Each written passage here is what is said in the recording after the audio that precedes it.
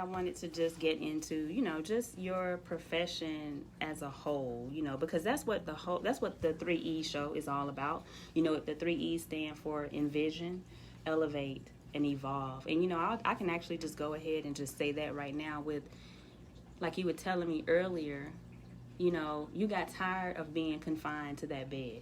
So I say all that to say you envisioned yourself moving and getting to a certain point. And, and that's what it takes with anything in life that, just comes at us suddenly and just, like, I'm not even going to say breaks us, but just stops us for a moment.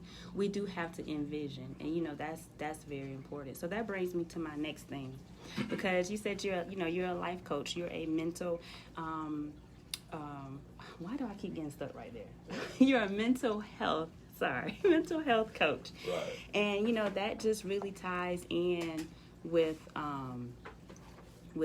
just being a wellness professional and just talking about how total wellness just basically relates to everything. So my next question is this, because I've been looking on your Instagram and other things, and I see every time I'm for real, y'all, every time I look at his Instagram page, I'm seeing people like they be doing karaoke and just all kind of stuff. And I guess so my question is, with the profession that you do, my very first thing is, let's just start here.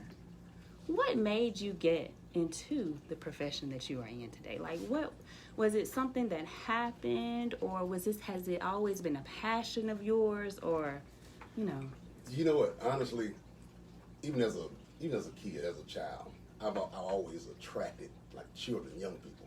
Okay. I always have been. I love children. I tell people all the time, there are two sections of people who can get anything from: older people and children. it's everybody in the middle sometimes. Right. But honestly, I actually fell into it. I don't believe things just happen.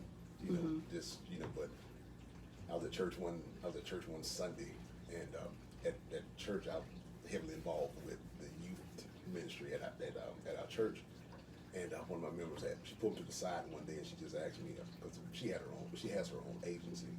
So she pulled me to the side. We just had a quick conversation. She asked me to come by the office and talk to her, and she told me what she did. Mm-hmm.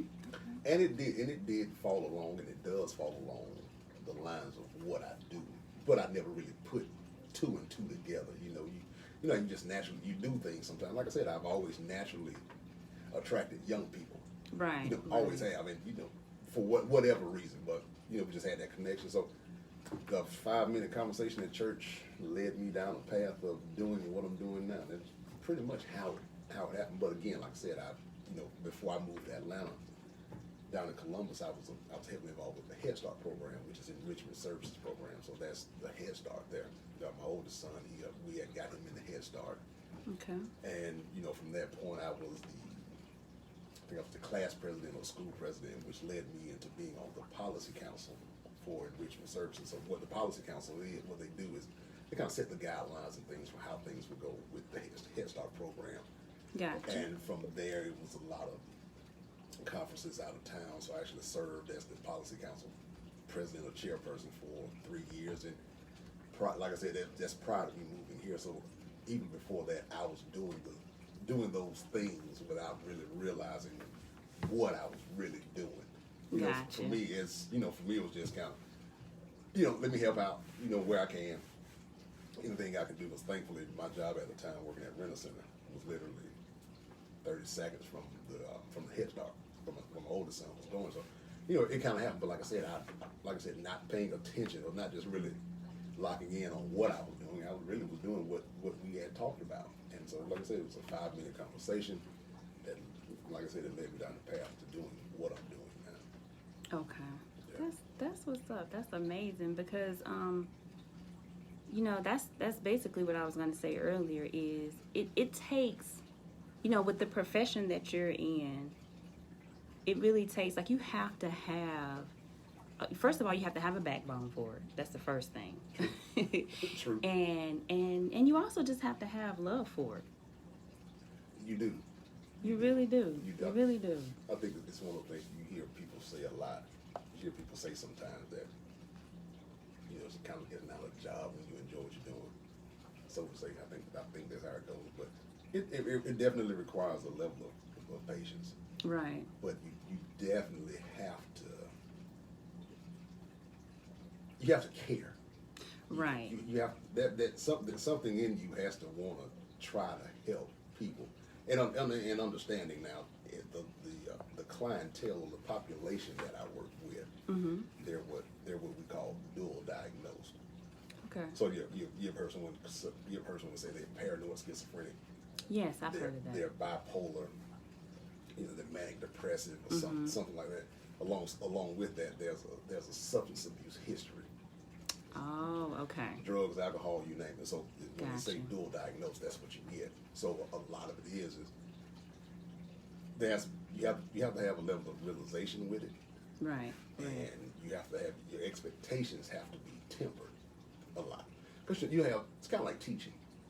You get into teaching, you get summers off. Right. You get 3 Right. months off during the summer. Right. A lot of teachers, if you're not in it for the passion of teaching and trying to educate young people, you're just kind of doing it. Exactly. So for me, I try to be as realistic with my clients as I possibly can, because a lot of times we have a lot of goals, we have a lot of lofty goals, we have a lot of expectations. I'll have clients that they want to live on their own, they want to be out on their own. You don't want to tell them that it's not going to happen, but so what I do, we try to equip them with we try to equip them with the skills to do things on their own, which makes them functioning, where they have a level of functionality on their own. Right. A lot of the times that and I'll tell them a lot of times, there's nothing wrong with not being able to do certain things, physically or mentally. Some of us require that help or that assistance. If you can do it, fine. And we have some clients that are very high functioning, to a level. But even in their level of high functioning, there are also still some limitations that you have. Okay. So there's a balance that you have to do. But again, it takes a level of patience, it takes a level of want to, and it definitely takes a level of care and concern. Exactly. To do, because it can be a very draining thing if you allow it to. Right. It can be very, very draining if you allow it to. But in the end, when you see it, when I had a client, he was a great guy, love him to life. He's a real good dude. And what he wanted, there was something he wanted to do, and I want to say it was him he either wanted a job, a cell phone, or whatever. It was a job. And at the time, where one of our offices were, I had no idea that a staffing agency was literally right across the parking lot from where we were, and I just so happened to stumble upon it. But again, like I said, I don't think things just happen for the sake of happening. But ended up going by. I had probably, I talked with the owner and some of the people that work there, kind of told them what we do and what we were looking to do. And it's just a matter of trying to get them out there, because a lot of the things we do is just a confidence thing. Right. It's definitely it's a mind thing. Right. Nothing happens without a thought. So speaking of that, that confidence thing, so is that kind of like where the karaoke comes into play? Because I mean, I be looking on there, looking at those Instagram videos, and yeah, they look like they be having a really good time. It is fun. I started going to karaoke probably about 10 years ago with one of my good friends you see in the videos. The guy he sings Gerald Levert. His name is Rendell. We call him Ren. But he does one heck of a Gerald Levert. Okay. And I think I saw that. Yeah. So I mean, if you sat in the room and closed your eyes and just not you would really get that. You get what I'm saying. So Rendell and I used to work together we used to work together at Fulton County at the tag office. So I got transferred to the office, and we instantly connected. Friendship quickly started, and he would do karaoke a lot. So I think this was a Wednesday, so I ended up going. Clearly, I would not get up and sing a song in front of people. It's like I'll tell you before we came back on. Right. You couldn't have paid me 15, 20 years ago to sit here and talk to you on the radio, or sit there and talk to people about X, Y, and Z. I wouldn't do it. But one Wednesday turned into a Friday, one Friday turned into another Friday, and one Friday turned into 10 plus years of going to karaoke. Now, will I get up and sing a lot of times? No, I won't. but it's fun. You know, it is really fun. So you know, if you ever catch me doing it, you probably catching something right there. That's what's up. So I'm gonna, we'll be right back as a matter of fact. But what I'm gonna do, I'm actually gonna change locations because I know it might seem like really weird. You know, I'm doing this Facebook Live and he's doing it Facebook Live. So with that being said, we'll be right back, y'all. I'm gonna play one of my favorites that y'all know I play like just all the time. I can't help it. It's one of my favorites. And that's Common and John Legend, Glory. And we'll be right back with our special guest, Kentrell Porch, okay? It's way too funny. It's way too funny. What's up about that? You know, like, write a message over here.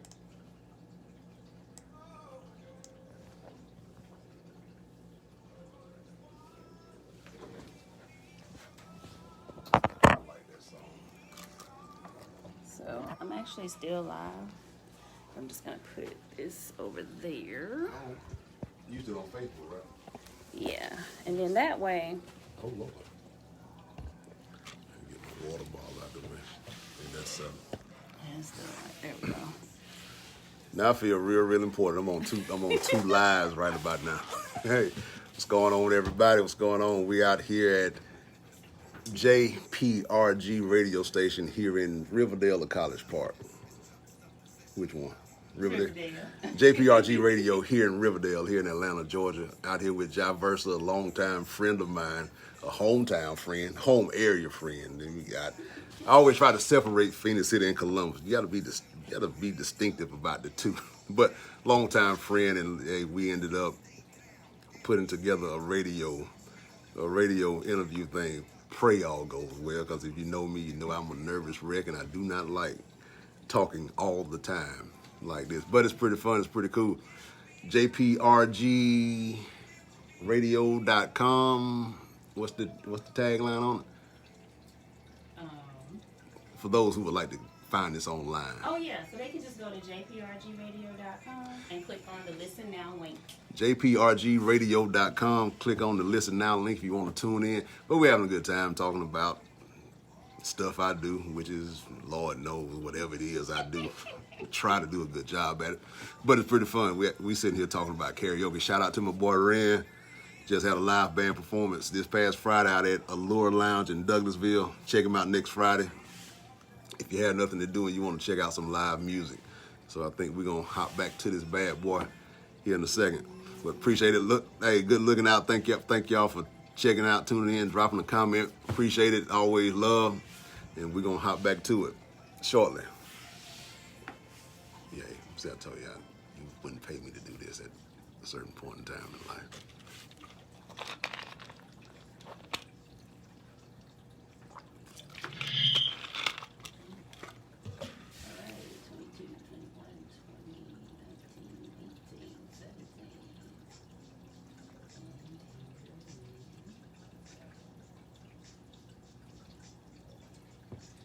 So now I'm just going to come over there. You got to be more interactive. Okay, cool. I still need these on, right? Mm-hmm. Okay.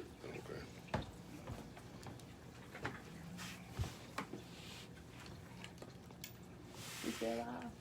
Yeah. Okay, cool. Still alive. You want to turn this way? How you want to do that? Oh, Hey, y'all. All right, we back in the building. So I We felt back this up. was a little bit more. Actually, we need them like that. So then that way you can see like two. Yeah. Okay. Yeah. Or at least. Yeah. Do there your we go. thing. All right. I'm here so I don't get fined, Coach. Thank y'all so much for tuning in. We are back live. So, before we had went on break or whatever, we was just talking about how you just have to have, like, you have to want to do this. You have to have a backbone to do something like this.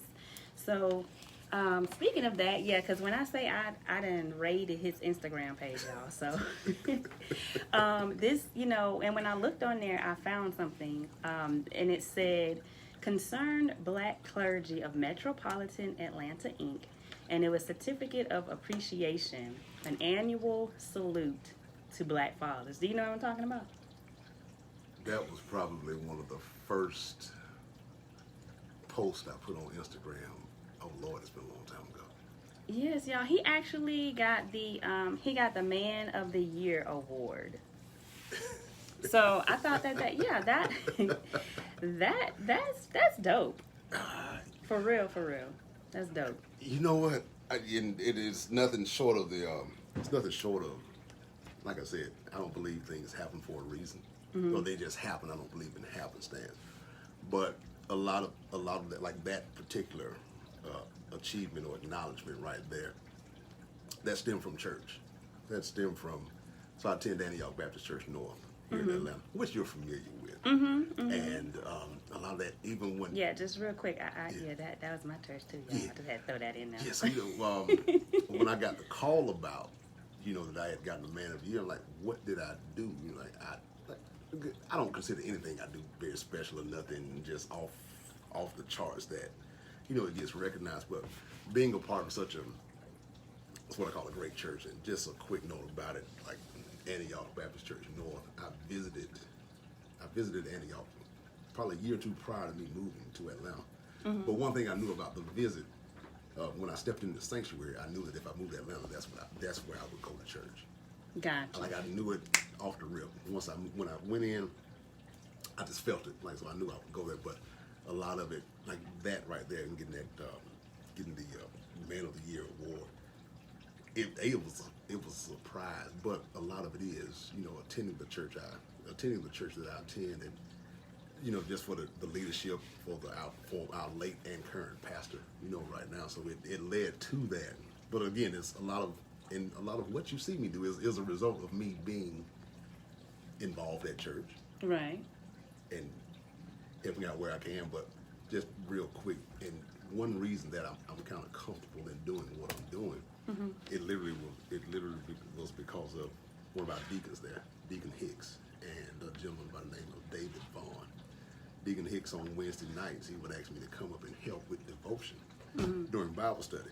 Again, I'm a nervous wreck, naturally. But I gotta say it though. I hear what you said, but you're doing great. It is, by the way. and where it stems from that, like he would get me to help out with devotion. So that's me getting up and having to stand in front of people who had devotion with. Then it would kind of roll over into Sunday sometime, and David would do these plays, and he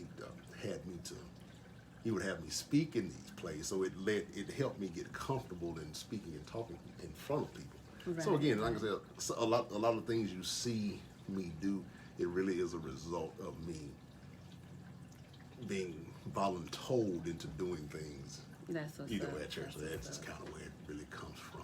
That's what's up. You definitely got some people, because I see like on this Facebook live and yours, like we got, hey Lady K, I'm sorry, Lady K is one of our radio personalities here on JPRG Radio, and Delphine, who is coming up next. So hey y'all, thank y'all so much for tuning in with Mr. Kentrell Porch. Hey there.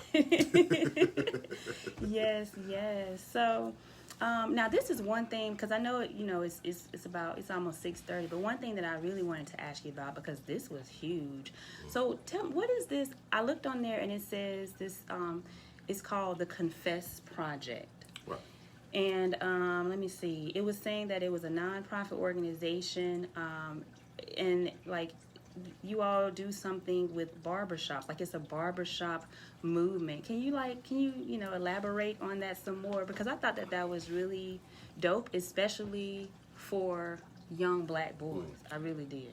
Well, the Confess Project is a nonprofit. It's a nonprofit grassroots organization based out of Arkansas. And what we do is we train barbers to become mental health advocates. Not make them a professional, but train them to be mental health advocates.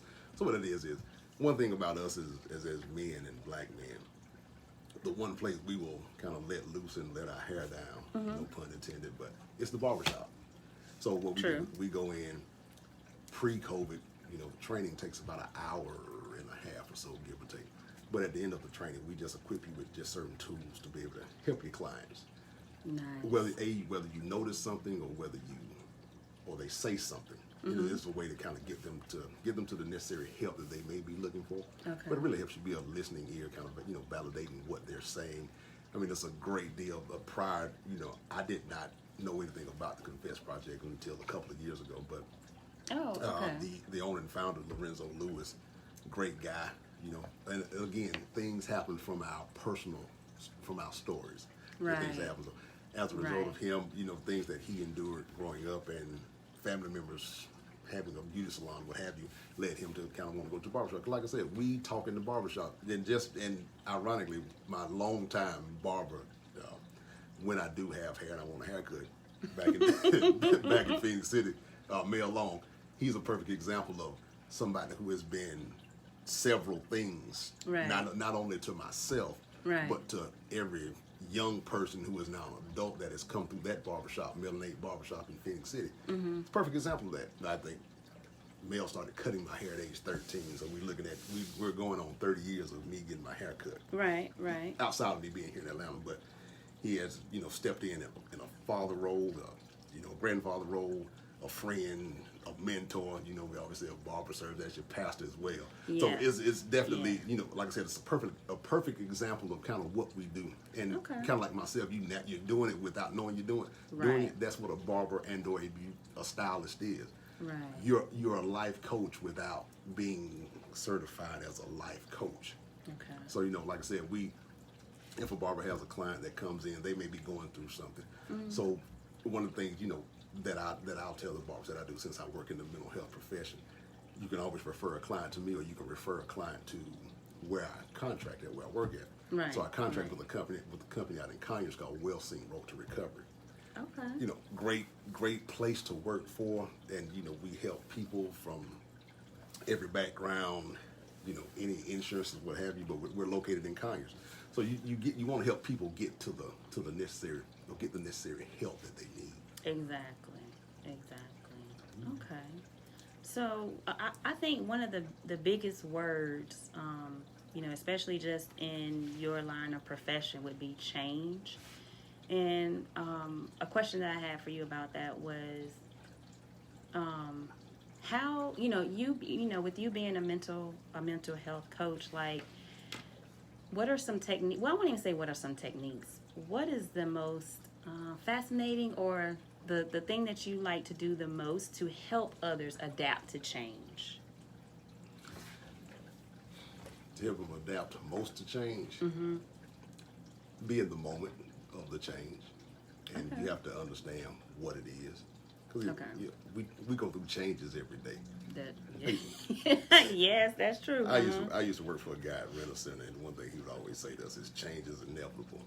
You know, kind of early 20s cat, you don't really understand it, but when you think about it, change is either way it goes, something is going to change. Right. And when that change comes, you know, realistically, it is a change. You know, with me, the stroke was a change. Right, exactly. You know, with me, a divorce was a change. It's a lot. So, you know, when that change happens, you have to be in the moment. And like when I'm talking to my clients, I'm also talking to myself.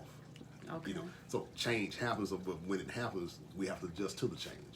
You know, if I'm going from... And don't let it change you. Don't let it change you. Absolutely. Because it can. Absolutely. It can change it for the good, it can change it for the bad. Either way, there's a change that is going on. Right. So, you know, you have to be in the moment. You know, you definitely have to, you know, be in the moment. Try not to let it consume you. And when it starts to overwhelm you, take a step back. Right, and it's probably one of my biggest drawbacks from time to time is taking that step back. Because like for me, I like to keep going regardless of what I have going on.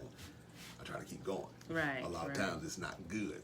You know, because like people ask me a lot from time to time. You know, just this year alone, my mom passed back in July 2nd. My mom passed. 2020, my grandmother passed. Now those are the two ladies that were left in my life that was just, you know, really important to me. Outside, you know, I still have aunts and stuff that are left, but it was a change. And you know, people ask me, well, how do you get through it? And I'm perfectly honest.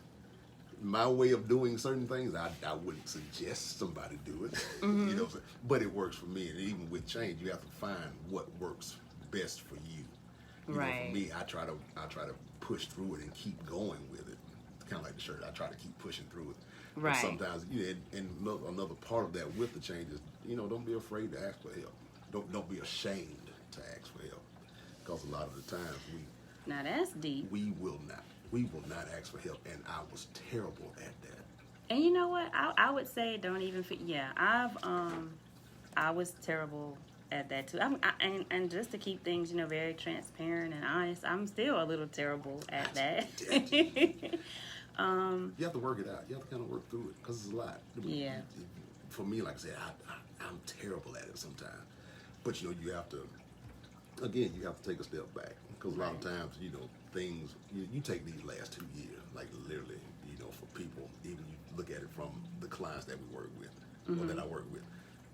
When you can't go anywhere and you're kind of stuck in the house, right, that leaves a lot of time for you to get in your own head, which is a lot of the things that they deal with. So even for me, I'll say this about it. It was a good. I kind of found it was a good thing for me. Because once things shut down, we kind of closed our office down for a few weeks. Okay. It just kind of allowed me to kind of go walk. I think I was walking about 5 miles a day, give or take. It was outside the one day I couldn't work, but it was a good thing. But understand that, and one thing I do tell my clients, I'm one situation away from sitting in the chair and listening to somebody doing what I'm doing. That's how easy it is. Gotcha. And like you understand so much when people say, what do you say, mind is feeble. Like it's easy for your mind to go. So like when I needed to go, that's when true. I needed to get up out of that bed, that was my way of, you go unhook it, I'm gonna go. One way or another, I'm getting up. So, but again, you be in the moment of the change, and just be realistic about it. Right. If it's something that you can't do, you can't do it, and there is nothing wrong with it. Right. If you can, great. But if you can't, there's nothing wrong. It's like we talk about mental health, and it's such a big thing now. Yes. And there is nothing wrong with asking for help. Right. And I'm glad you brought that up, because especially in the Black community, it's still to this day, what's the word I'm looking for? Maybe shunned. Like, of course. It's something that a lot of people don't like to talk about it. But it's important, and it needs to be talked about. I mean, you think about it. Growing up, especially with the ideal, if I were to put a number to it, I think it's probably about 30 years old for us, give or take.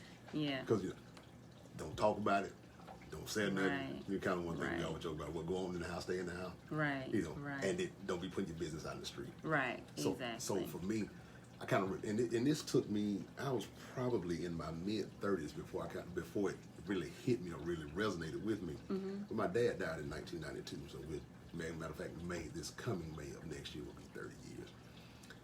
I was in my mid-30s before I kind of realized I really didn't probably necessarily grieve that out.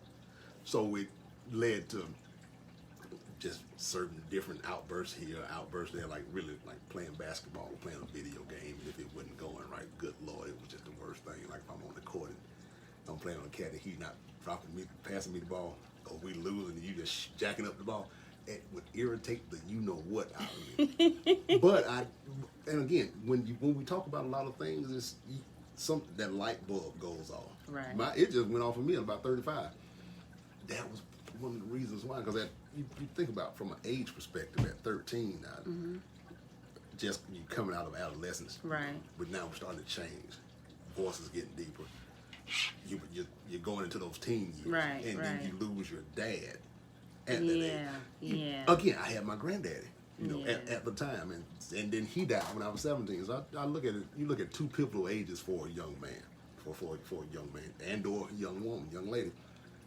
13 and 17, you're coming out of a child and you're getting ready to go into adulthood, and it's a lot. So when you lose that person, again, like I said, nobody would think, well, maybe we need to let Trill talk to somebody. Yeah. Or we need to let XYZ talk to somebody. We don't do it, so we try to deal with it. Right. But everything compounds on each other. So a lot. So when you get to that point, so like I said, it's a change. So you know what? You really made me just think about a question. Now I'm going to be a little transparent again, because like I said, with what you were just saying, you just made me think about something. So I know in my previous marriage, so first of all, like when I got married the first time, I got married very young. I got married at 21. And we were young, so we was like still learning things, and we didn't know nothing about being married. But I guess my question is this, okay? Because his parents, you know, they went through, in other words, it was a lot of domestic violence in the relationship. So I guess from now that I'm looking back at it, I'm like, okay, he saw a lot of those things, and a lot of those things tried to spill over in our relationship. But, you know, at the time, I didn't really know what was happening. Like, I was involved in it, but I didn't really know what was happening. I thought it was normal. I mean, because we used to fight, all kind of stuff, you know, but I just really thought it was just like, okay, this is how a relationship is supposed to be. So that brings me to this question. Like, what would you advise? And I'm thinking on, you know, teenagers, male or female, you know, what is the best way, or what do you think is the best way for them to be able to go get that help, to go seek that help? Because, you know, when you're that age, I know when I was that age, I didn't really feel confident or comfortable talking with my parents. But we also, I think we also expect the adults in our lives to recognize that at that age. Right. I mean, clearly, I was 13. I paid it no, you know. So here's the thing. Mm-hmm. When somebody dies, you know, you live long enough, you live your life right, you'll see them again one day. Mm-hmm. That's just the snapshot of what the conversations are. Mm-hmm. Spin it forward now with this generation of young people. Mm-hmm. It's a confidence factor. Yeah, I definitely agree with that. You have to have the confidence to want to seek it out, and you have to not be you don't have to be ashamed to seek it out. Right. And one of the biggest things, and this is just even not for teenagers or young people, you have to be able to accept what it is, what the problem is. And very true. You know, I mean, you do. I mean, for me, my deal is that people get on my nerves so quick. Oh Lord, that just get on my nerves. I need to be able to accept that. Right. So, you know, but you definitely, from a confidence perspective, you have to be confident enough in yourself. Mm-hmm. And then you have to be willing to, you know, recognize whatever it is that's going on with you is something that doesn't have to be something that defines who you are. Right, exactly, you know? Exactly. And this goes in for a lot of us. You know, like I said, and I think a part of the reason why I do what I do, or that I continue to do it, I've had enough life experiences, like up to 42 at this point. Mm-hmm. You know, I've jacked up here, I've messed up there, could have done this differently. Mm-hmm. The life experiences are enough to prayerfully and hopefully help somebody. Mm-hmm. You know, so when it comes to young people, you know, even with young people, I'm as realistic as I am with my adult clients. Mm-hmm. I am with young people.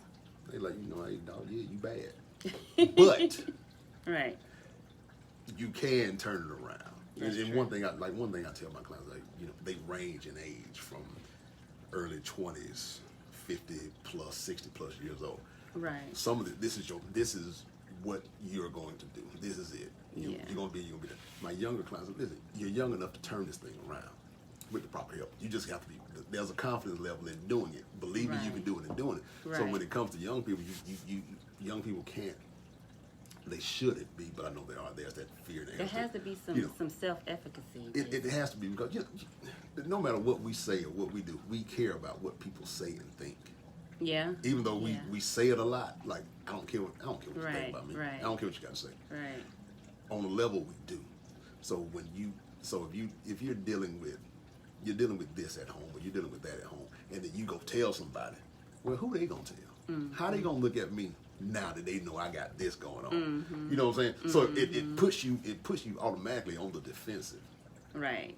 But because we don't address it, it turns into adult problem. So a young person's problem, or a child problem, a child issue or a challenge becomes the adult challenge. So all we are running around is adult children. Yeah. Because we haven't dealt with a lot. Exactly. Been holding a lot in. And we hold a lot in.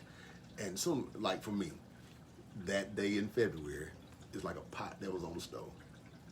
It just got to the point where it had to go pop. Right. And then when we explode especially dudes, you know, we explode in a negative way. Yeah. And it's taken the wrong way. And because it's taken the wrong way, we end up in situations that we probably don't even need to be in. So like I said, a lot of it is when when it's not addressed, when things aren't addressed probably at a young age, then we kind of see how things lead.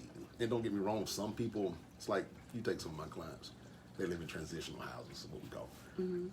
They have some, they prefer to live out on the street. Wow. But that's their normal. Yeah, that's deep. It is. I mean, you think about it. So like you said, you thought that was normal. Right. Right. Whatever our normal is, that's what our normal is. Right. It's like how they say, like we've been saying for 2 years now, we'll never get back to being normal. Yeah. You probably shouldn't want to. Yeah. Yeah. Clearly, whatever this normal was wasn't working out.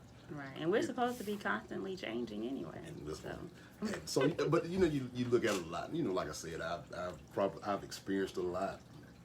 Nothing necessarily major, but I've experienced a lot that, Lord willing, He had me go through it for a reason. Right. But like you get to the other side of it, you definitely want to be able to help somebody out. Exactly. It's like you said, it's like they say, no test, no testimony. Exactly. So that's right. And don't get me wrong, there are times when I feel like I just want to, I just want to. You want to throw in the towel. It's natural. We're human. Yeah. You're going to experience it. But like you said, like your shirt, showing your shirt one more time. Oh, because you got to, keep pushing. You got to keep pushing. Yes. And look, there's nothing wrong with not wanting to. Right. Right. So a lot of it is, like I said, you take mental health. Like I said, I tell my clients all the time, we use it as a big blanket. Like everything is mental health, this and mental health that. Don't get me wrong. Sometimes we just do things at the sake of doing stuff. We do, but once we identify, like I said, for young people, whatever it is you're dealing with, don't be afraid to talk to somebody because we all need somebody. Yes. We do. And if I can't get it here, maybe I need to try to get it there. Right. But it has to be addressed because if we don't address certain things and try to cut it off at the head, we get into a lot of the things that we see now. Right. It's kind of like one thing I do that I've started to get into is, dealing with individuals and helping them repair their credit or fix their credit. You look at where a lot of our problems sometimes start financially. Because no matter what, at the end of the day, whether it's financial, physical, or whatever, it affects your mental at the end of the day. Right. Because if one thing is out of whack, everything else will start to get out of whack. So you look at it. You said earlier the whole wellness piece of it. Right. It all goes hand in hand and it all ties together. It's just a matter of when do we address it?